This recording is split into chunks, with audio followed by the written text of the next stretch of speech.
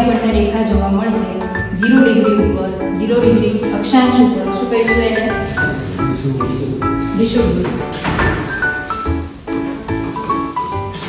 એવી જ રીતે ઉપર તરફ જતા 23.5 ડિગ્રી ઉત્તરમાં જે જોવા મળશે એને શું કહીશું કર્કવૃત્ત.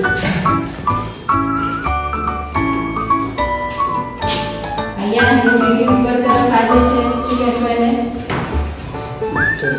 સંખ્યા કેટલી છે અક્ષાંશોની કુલ સંખ્યા કેટલી છે 181.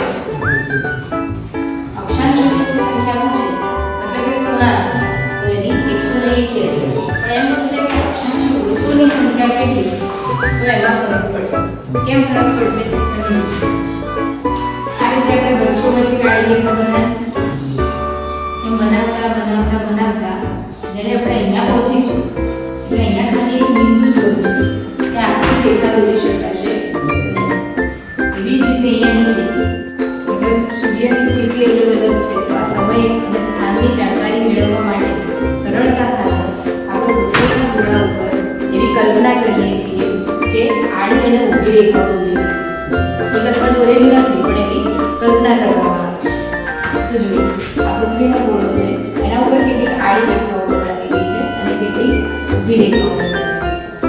આ આડી અને ઊભી રેખાઓ જે છે એ આ રીતે ક્રોસ થાય આ રીતે આડી રેખાઓ